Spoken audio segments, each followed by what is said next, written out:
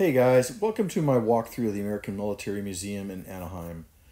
I'm putting a lot of titles on these, so I'm not going to feel like I need to talk through everything. But some of the things I'll tell you some of the things about. Like this right here is a kind of what they call a dumb bomb. It's a 500 pounder. It would be dropped by planes going high speed, like in the Vietnam era, and it'd be dropped low, and those wings would pop out to slow it down. So when it hit the ground, the plane was plenty of distance away from it. That's a 2,000 pound dumb bomb right there. It could be dropped.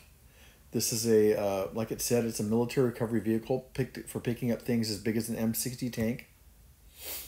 Here's an amphibious vehicle. I think that it said it could hold like 20 fully armed guys. Pretty impressive. Here we just have a bunch of military trucks. I didn't put anything in it really about them.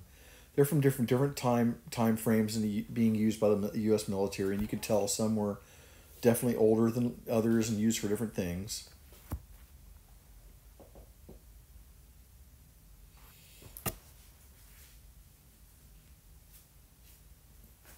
But I definitely recommend that if you get a chance to, and you're in the Anaheim area and you got some time, you look up this museum and you give yourself about an hour and a half, 2 hours to walk through. There's some pretty neat stuff they have in there. And there was a nice gentleman there that was able to answer some questions. Here's something interesting. So in the video I did on the USS Iowa a couple days ago, when the battleships, the four battleships, the last ones that were made, were refurbished in 1982, in the early 80s by President Reagan, they removed all the old gun mounts for the old anti-aircraft systems. And that big thing is actually an anti-aircraft mount. And it would have guns in there called pom-pom guns. And there's going to be a couple here in a minute. And they're anti-aircraft guns. And what they do is when they come up here, I'll show you. First, we're going to look at this quintuple torpedo tubes that were mounted on light cruisers from the 1930s to pretty much through the World War II. Here's my son standing next to a 5-inch cannon, a Mark 17. And here's right next to it the Mark 21 5-inch cannon. And actually this one, it looks more primitive. It was actually newer. So here's the pom-pom guns I was telling you about. They're an anti-aircraft gun, and they got their nickname, the pom-pom guns, because each of the two barrels would fire separately. And when they were firing, it would go pom, pom, pom, pom, pom, pom, pom, as it's firing anti-aircraft shells out to take out the World War II planes. That's how it got its nickname. Here's a 36-foot Higgins boat that was actually used in the D-Day landings in 1940. This is the type they use. I don't know if this exact one was used in it, but we have some other examples of other landing crafts that were used through the years by the military for different reasons and different things. These are actually mobile landing crafts, so they would be dropped off and drive up onto the ground where they're at. Some of these are pretty impressive. Look at this one. This is a tracked vehicle. It's huge. It would drive up onto the beach right off of the water and dump all its crew of soldiers out to get out there and assault. And that's actually the back of the tank, so it could drive forward and be protected. Here, this was pretty interesting. So I was trying to figure out why these things are separated, why the boat is separated in half. So actually what they would do is they would connect the back end to the back of a bridge piece, the front end to a front of a bridge piece, and it could move bridge pieces around to help set bridges crossing things. Here is the Big Daddy. This is a big 152 millimeter howitzer. It's pretty dang impressive. It's a big thing. I should have taken a picture with my son next to it. Here's the, I think that's a gunner seat. It's a big, impressive piece of machinery. I mean, it really is. I mean, look at this thing. It's just massive. So here's an M30 Gun Carriage, also meant to hold a big howitzer type gun. Unfortunately, they did not have the gun, mounted on it. Here's another 155 millimeter gun howitzer stand. Self-propelled thing.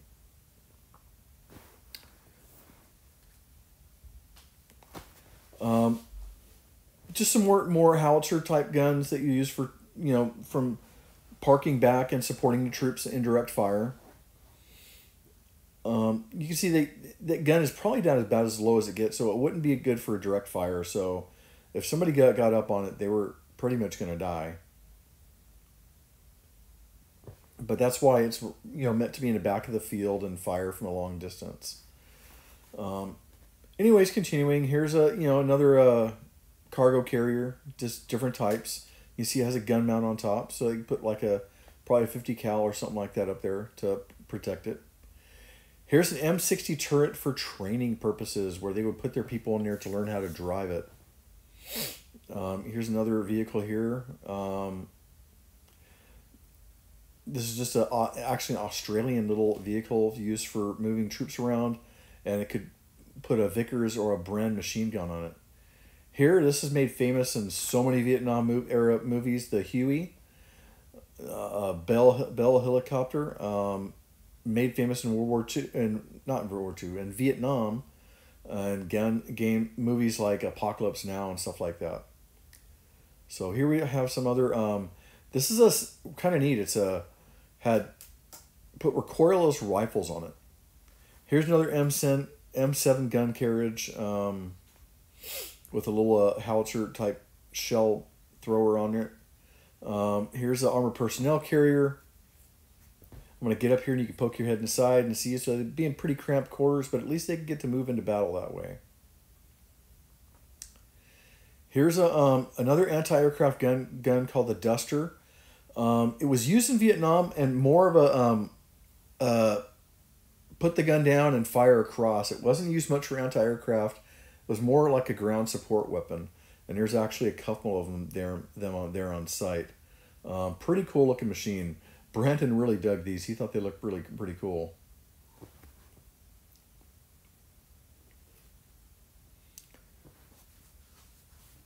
There's another troop carrier, move people around, a reconnaissance type vehicle, another little truck. We're starting to get to the really good stuff here in a minute, and there's some things that were really, really impressive that I was super surprised and happy to see.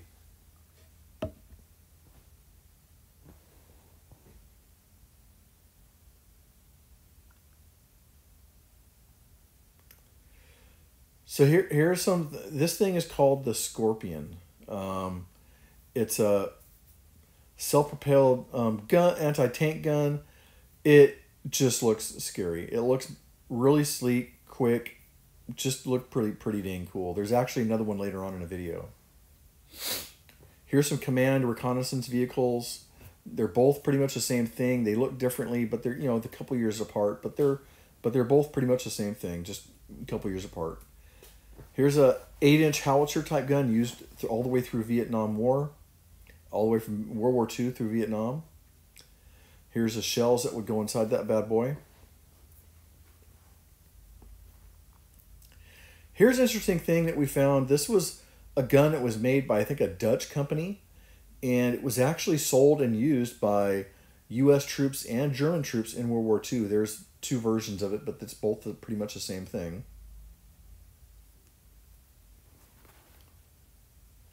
Here is what a neat one. It's a T-72 Russian heavy tank mock-up. It's not real. If you look underneath, kind of, you can see the wheels. It would be used to test heat-seeking missiles when the military was building them. It was a pretty interesting little thing.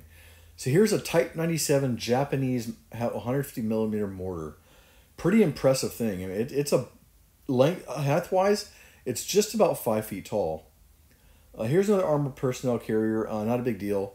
Here's one that was a Type 95 Hago, Japanese medium tank.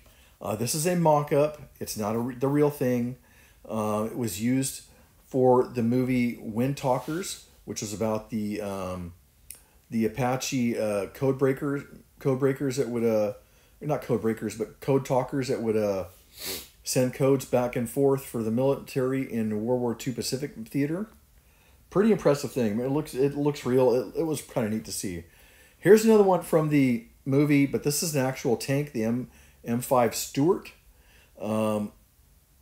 Really impressive vehicle. It's not big.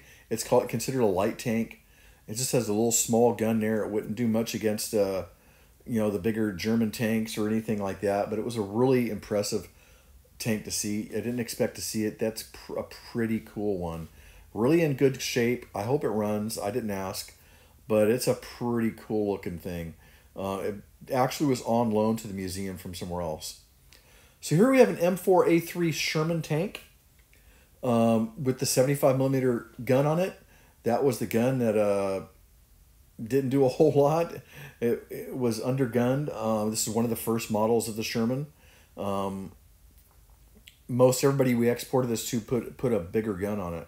So here's the first of the Easy 8 tanks. It actually has the wrong barrel on it. I believe they were trying to get the right barrel for it, but this is not the right barrel. But it is a really good looking tank. It really is. It really looks beefy. This is another Easy 8. They threw some sandbags on there to try and make it look like the tank from the movie Fury. This does have a gun that is a lot closer to right on it. It's still not the authentic one, but they're trying to get the original authentic gun for it. It's a really neat looking tank. And that one actually does run. So here's an M47 Patent, one of the Patent series of tanks. Really good looking medium tank. The Patent tanks were developed after World War II, and the M47 was largely a export model. It wasn't used a whole lot by the U.S. military. It was kind of an interim tank between Patent designs. The M48, which this is right here, is a tank that was more used by the U.S. military and all the way through Vietnam. They started replacing it in Vietnam with another tank we'll talk about here in a minute. But it's a sharp looking tank. I mean, it was one of my favorite ones to look at. The M48 Patent, man, it's a good looking tank. Here's a tank that would replace the M48 Patent. Was the last of the Patent line, the M60. The M60 is the last of the Patent line. They actually have two of them on site. It's a really good looking tank. Another one, I think these Patent tanks just look great. Again, used through Vietnam War. It's just a really good looking tank. I mean, I hope that one drives. That'd be one I'd love to take out for a cruise. I mean, just a really good one. Here's another M47 tank. They painted a little tiger face on the front. This is right by the entrance when you drive in. Really good looking tank. Again, really good condition. Probably not in running order, but it's really, if you're going to have something in your front yard, that's something to have. That looked really nice. Here's some actual military ambulances that have been used through the years. Kind of cool looking thing to see. I mean, how many U.S. service lives do they save? That's kind of badass. So here is the other Scorpion tank that I told you about earlier in the video. Here's the other M60 Patent. Give me some different views on it. It has a little bit different setup. I was able to get really nice good shots of this one. Just another really good looking tank. Again, the M60 Patents, the M48s, they're really great. Here was a really great surprise. It's the last tank in it. It's the Sheridan. Actually has aluminum armor. It was designed to be dropped front and parachuted into situations. The gun could fire missiles or shells. Not a real popular tank. Didn't last too long. It wasn't real successful, but actually to some degree they're still in military service because they don't have nothing to replace them. Anyways, thanks for watching. Until next time, good hunting.